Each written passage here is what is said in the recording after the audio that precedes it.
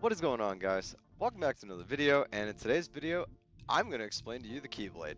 The Keyblade, one of the most famous and recognizable weapons in all of media. But what exactly is a Keyblade, and where do they come from? Why are there so many Keyblade forms? What all powers do they have? And how exactly do you become a Keyblade wielder? Honestly, most of these answers to these questions aren't really explained all that well in the lore of Kingdom Hearts.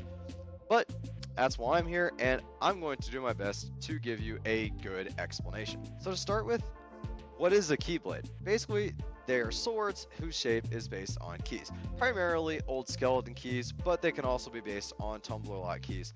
Though this form seems to be a little bit more rare, we don't see too many Keyblades that look just like straight like new model keys. That being said, the appearance of Keyblades can differ wildly, with different objects comprising the handle, the guards, the blade, and the teeth of the blade. And we'll dive deeper into this further in the video. So that's what a Keyblade is, but where do Keyblades come from? So basically, in the beginning, the Master of Masters wielded the original Keyblade, known as the Keyblade, but spelled with an X instead of like spelled key, so it just says X-blade. So some of us call it I call it the X-blade, which just keeps kind of the confusion down. So the Master of Masters learned to make copies of this blade by pulling them from the hearts of others. We don't know how he learned to do this, but he did this originally for his disciples, the foretellers. And this process will later come to be known as bequeathing someone a Keyblade. And that actually segues greatly into the next topic of discussion for us. How do you become a Keyblade wielder? In order to wield a Keyblade, you only need two things. One, you need to have a heart and will strong enough to generate and wield a Keyblade. And two, you need to be bequeathed one by a Keyblade master, or at least a person of master level that also has a Keyblade. And to explain the bequeathing, it is where a Keyblade master or equivalent sees that you have the potential to wield a Keyblade. Now, just because you have the ceremony performed on you does not mean you will actually get a Keyblade. It just means that you now have the ability to get a Keyblade.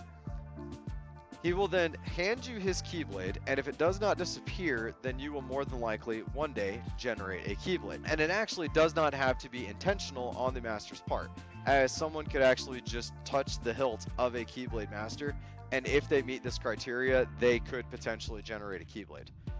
That's actually supposedly how Kairi is able to be a Keyblade wielder, because she touched Aqua's Keyblade while she was hiding from Unversed. With that though, we have seen two exceptions to this rule.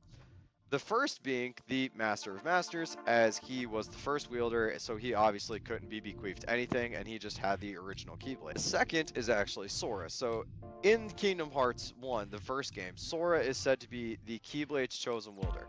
And this is because when Riku fell to darkness, his Keyblade actually chose to go to Sora, as his heart was at that time stronger than Riku's.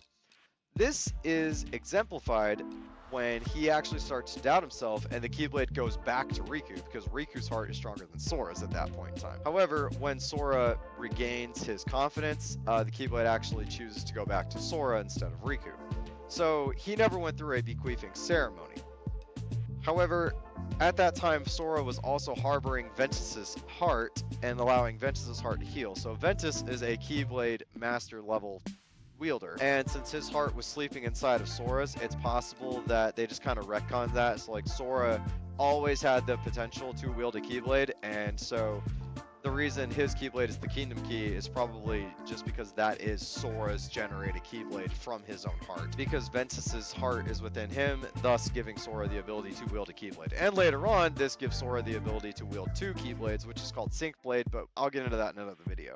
And the final way to become a Keyblade wielder is not really an exception to the rule, it's just more like another step. If a nobody is created from a Keyblade wielder, there is a chance that that nobody will be able to use a Keyblade, because nobodies tend to have the abilities of their original selves once they become nobodies.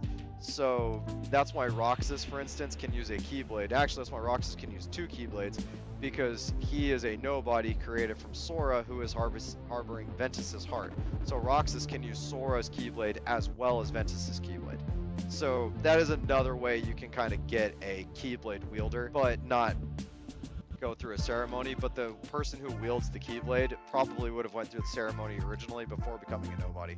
So, but that's just another way you could have a different character with a Keyblade that didn't actually go through the ceremony. That actually can bring us into the Keyblade forms. Really, there is no limit to a form the Keyblade can take. Usually they will be comprised of the elements of the worlds they come from, be it a power, a world, a specific character, or an item.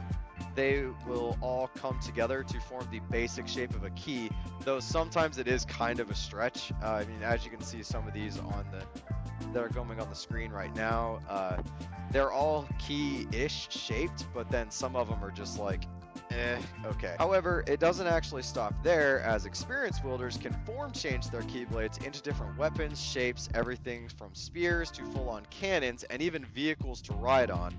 And they can even sometimes change their Keyblade into their older weapons, because sometimes their Keyblades will take on appearances of weapons they're already familiar with. So if it does that, kind of like, for instance, Axel can take his Keyblade, bond to the blades, and change it back into his chakrams, so he can attack with the chakrams, and then it'll change back into his Keyblade. So they can form change it basically into whatever form they need, or is that Keyblade is capable of doing. And then a little bit of a side note here, when you become a Keyblade wielder, there is no telling what your Keyblade will look like, but it will be unique to you, usually complementing your fighting style. For instance, Ventus's Keyblade is actually designed for his reverse grip fighting style. Or if you're more proficient in magic, you'll probably get a Keyblade that augments your magical power. Like Mickey Mouse originally had the Star Seeker Keyblade, which augments his magical abilities. And to say if you're more of a physical attacker, your Keyblade's going to kind of enhance your physical attacking style. But that's actually a good segue into the next point of view, which is the powers. So the Keyblades will grant the user a plethora of abilities that they wouldn't have had otherwise, or if they did already have some of those abilities, it will just kind of augment those abilities further. But most of the time, it will greatly improve or even grant you a use in magic. It enhances your durability, strength, and agility of the wielder, and allows the wielder to travel to different worlds, which is not something you can normally do without a Keyblade or some other means. But the biggest thing the Keyblade can do is it can also be used to lock or unlock anything.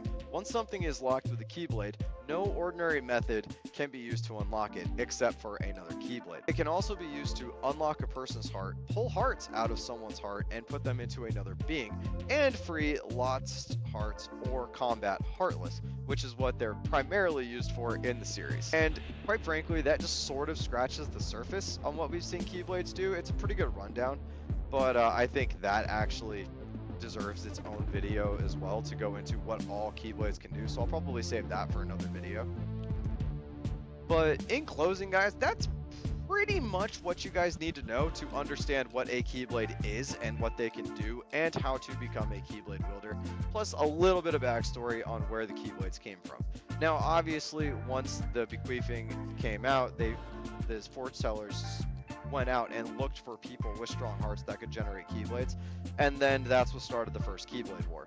So after the first Keyblade War, though, then the use of the Keyblade was kind of limited, in a sense, to just masters and a few disciples, but we only really see a handful of actual Keyblade wielders by the time we get to the story. But we do know from Kingdom Hearts 3 and Kingdom Hearts 2, when you go to the Keyblade graveyard, all of those Keyblades belong to a person at some time. So obviously at one point in time there were just a lot of people who could use Keyblades. But hey, did you guys know all that about the Keyblades? I would like to know down in the comments down below. Do you guys have any other questions about Kingdom Hearts in general or the Keyblades you would like for me to try and answer? I would love to know that in the comments down below too. And while you're down there, guys, please remember to hit that like button, hit the subscribe button, turn on that notification bell so you never miss another video from me.